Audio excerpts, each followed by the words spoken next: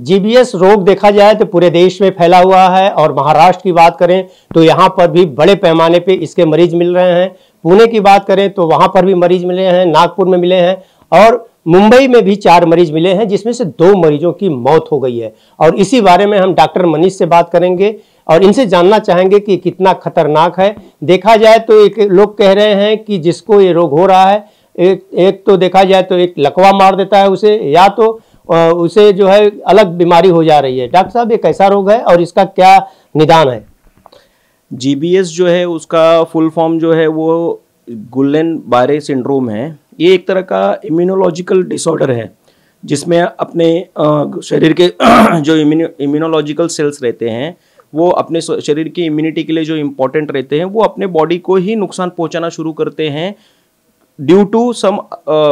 Fever, like bacteria के infection अगर होंगे, अगर कोई वायरल इन्फेक्शन होगा, अगर उनको कोई बीमारी होगी जिससे उनके नर्व्स जो हैं, जो नसें हैं, इसमें होता क्या है कि इम्यूनोलॉजिकल सिस्टम जो है, इम्यूनोलॉजिकल सिस्टम अपने बॉडी के पेरिफेरल नर्वस सिस्टम, मतलब जो पैरों की नसें हैं, जो हाथों की नसें हैं, ये शुरू होता है पैरों से। पैरों में पहले झंझनाहट शुरू होगी, पैरों के मसल्स जो है वो वीक होने शुरू हो जाएंगे। उसके बाद में ये अगर इसको सही समय पर इसका मतलब इसको पहचाना नहीं गया, सही समय पर इसका डायग्नोसिस नहीं किया गया, तो ये आगे बढ़ के अपने दूसरे मसल्स जैसे हाथ के मसल्स हैं, चेस्ट के मसल्स हैं, हार्ट के मसल्स तक को भी ये डैमेज कर सकता है। जैसे रेयर केसेस रहते हैं जिसमें ये प्रोग्रेसिव डिसीज है। कितना खतरनाक ये रोग है, क्योंकि देखा जाए तो इसे लेकर के काफी भ्रांतियां फैली हुई हैं।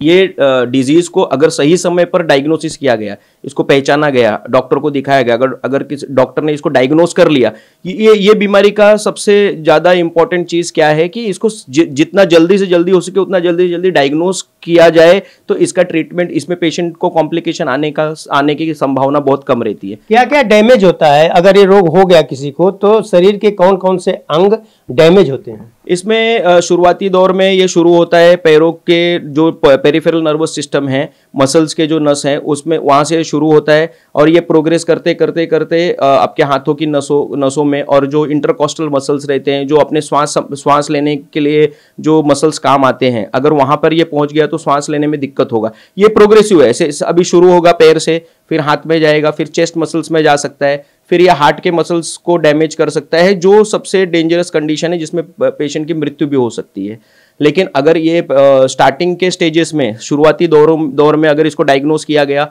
और इसमें थेरेपी दी गई, जैसे इसमें प्लाज्मा थेरेपी दी जाती है जिसमें प्लाज्मा एक्सचेंज किया जाता है, और जो एंटीबॉडीज जो इम्यूनोलॉजिकल ने एंटीबॉडी जो बनाए हैं उसको रिप्लेस किया जाता है। एक ये थेरेपी है, एक इम्यूनोथेरेपी है। ये सब चीज़ों में इंपॉर्टेंट क्या है कि आपको अच्छे सेटअप में पेशेंट को अगर डायग्नोस हो गया तो उसको तुरंत इंटेंसिव केयर यूनिट में एडमिट करिए और डॉक्टर की देखरेख में जो है वो इलाज जितना जल्दी हो सके उतना जल्दी शुरू करना चाहिए, अगर ये डायग्नोसिस या इसके लक्षण अगर किसी के पेशेंट के बॉडी में दिख रहे हैं तो। ऐसे अगर जिसे ये रोग होता है, क्या उसे छुआछूत की बीमारी से भी फैलता है? ये बीमारी बिल्कुल भी कॉन्टेजियस नहीं है, पर ये जिस कारण से हो रहा है, जैसे ये किसी वायरस के कारण हो रहा है या बैक्टीरियल अभी जैसे करंट सिचुएशन में पेशेंट को फीवर आ रहा है, पेशेंट को डायरिया हो रहा है और वो गुलेन-बारे सिंड्रोम क्रिएट कर रहा है, ऐसा अभी जो सिम्टम्स आ रहे हैं, तो इसमें जो जिस बीमारी की वजह से गुलेन-बारे सिंड्रोम है वो कॉन्टेजियस हो सकता है, पर गुलेन-बारे सिंड्रोम जो है, जीबीएस जो है, वो बिल्कुल भी कॉन्टेजियस नहीं है। जीबीएस की अगर हम बात कर रहे हैं तो आप बताएं कि इसको क्या पहचानने में क्या समय लगता है, कि इसकी कोई जांच होती है जिससे कि समझ में आ जाता है कि इसमें शुरुआती दौर में पेशेंट को फीवर आएगा, पेशेंट को अभी फीवर आ सकता है, पेशेंट को फीवर आने के बाद में हाई ग्रेड फीवर रहेगा, फीवर आने के बाद अभी करंट सिचुएशन में डायरिया हो रहा है लोगों को, और उसके बाद में अगर पेशेंट को मसल वीकनेस शुरू हो रहा है, मतलब पैरों में चलने में दिक्कत हो रही है और उनको पैरों में मुंगी या आप बोल सकते हैं नंबनेस आ रहा है, और ये सिम्टम्स अगर उनको पेशेंट को शुरू हो रहे हैं तो शुरुआती दौर में ही अगर इसको डायग्नोस किया गया तो ये पहला स्टेज जो है वो इससे ही इसको डायग्नोस किया जाता है, और फिर आगे ये प्रोग्रेसिव होने के पहले इसको पेशेंट को एडमिट कर देना चाहिए या हायर सेंटर्स में इनको रेफर कर देना चाहिए। तो आपने देखा कि महानगर पालिका की अगर हम बात करें तो उसने भी अपने तमाम